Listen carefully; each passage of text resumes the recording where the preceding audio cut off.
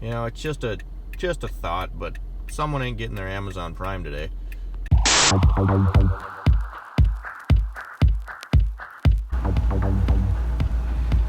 See, you guys thought I was bullshitting you, but I'm not. It's right here. And we got Samantha. Hey, Cherry. Oh, right in the way.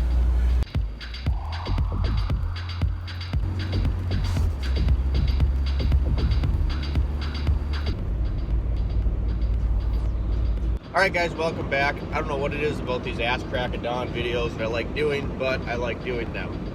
Here, let me turn my heater down. I don't know, there's a little bit of road noise as always when we do these. We got the Mazda pickup back, you guys. She's back, and it took way too long, but the Mazda pickup is absolutely 100% back on the road.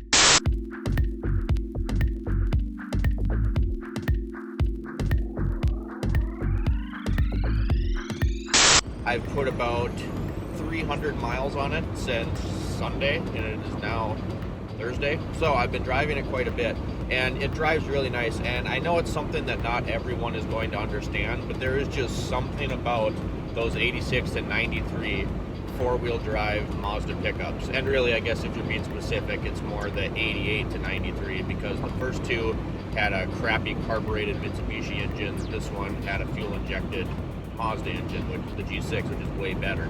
But anyway, there's just something about those trucks. Like, you could give me a brand new F-250 Super Duty, Platinum, Lariat, King Ranch, whatever, fucking just whatever, just Mac Daddy loaded truck, and I would still rather drive one of those old Mazda 4x4s. What you doing? You licking me? Hey, guys. She was just about to touch that. Sammy, don't you touch that. It'll be a bad day.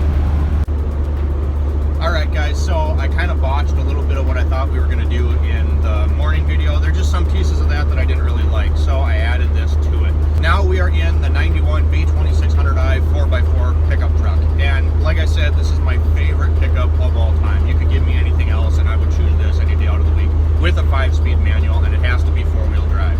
I don't mind the B2000s, B2200. I actually have each one of those as well. If you've seen the red truck, you know that that truck is absolutely mint. Take 5001, woo! Go for gold, Dave!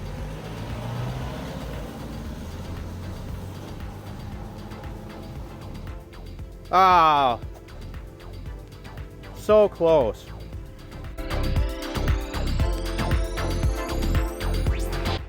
And this one really is not, but it's still solid. There's no like through rotted rust anywhere, and we went through the whole suspension, you guys. So we did new front axles, new axle seals, new shocks, new ball joints top and bottom, new sway bar end links, and then I had a water pump leak, so we put a new water pump on it and all new belts. Then I had a little bit of trouble finding leaf springs for this thing. The only set I could find was $600 grand total, and that's just, I can't justify it. So I actually found a set of used leaf springs from a pull-apart yard in Duluth, Minnesota. $200 shipped to the Toyota dealership that I work at. So couldn't really go wrong there. Like I said, I've never filmed in here before, and like when we film in the Prius, I know exactly where to put my camera, my mount, all that stuff, but when I film other cars, it's always kind of tricky.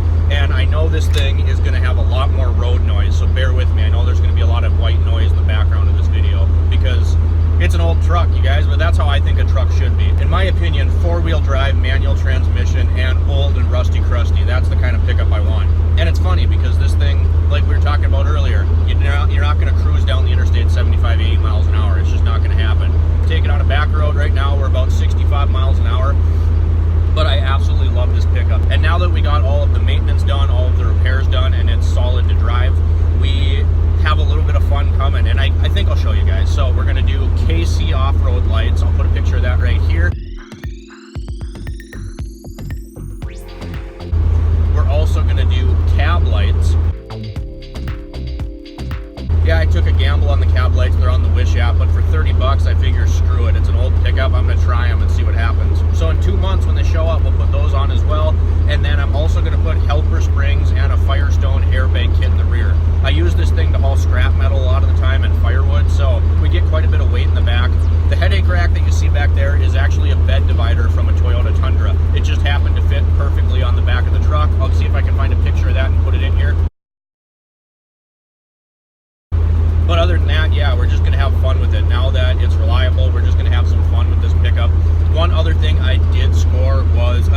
FJ Cruiser alloy wheels. I got a set of 5 with big tires. I'll put a picture of that right here.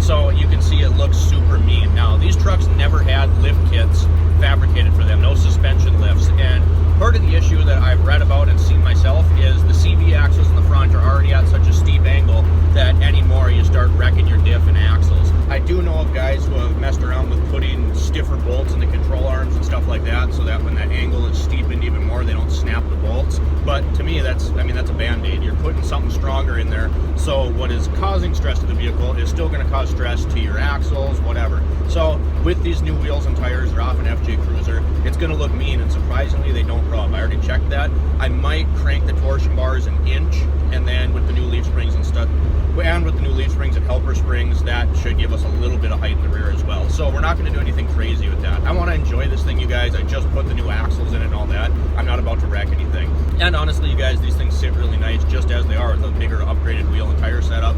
The nice thing is there are so many different wheels that bolt up, you know, other factory wheels. Toyota, you can fit a ton of Toyota wheels on. 4Runner, FJ wheels, Tacoma wheels, first-gen Tundra wheels, and then if you get into Chevy, any of the 6-lug full-size Chevy wheels will fit on these trucks. On the 2-wheel drives, you have to shave the tabs off the hub just because the wheels are centered differently, but on the 4-wheel drives, you don't have that issue. So we're going to have some fun with it, you guys. Like I said, we got our leaf springs coming, and then we'll give you guys a video of when we do the cab lights and the KC lights, and I'm super stoked. Am I putting too much money into this truck? Absolutely, but I love this thing, and I can't wait to show you guys a little more of it. I'm sorry that it took so long to get done. I was dragging my feet, and if I would have known I missed it this much and like driving it this much again, then it probably would have went quicker, but it didn't. So thank you guys for watching this little vlog style video today. We're back in the Mazda, so watch out for some content on that. If you haven't subscribed, please consider subscribing. We're working on the twin supercharged Fox body build, and when we get to 500 subscribers, as you know, we are giving away another tool. You needed a hint? It's a power tool, and it's also red. So make sure you spread the word, you guys. You want to get in so you can get that tool. Thanks for watching, guys, and we'll see you next time.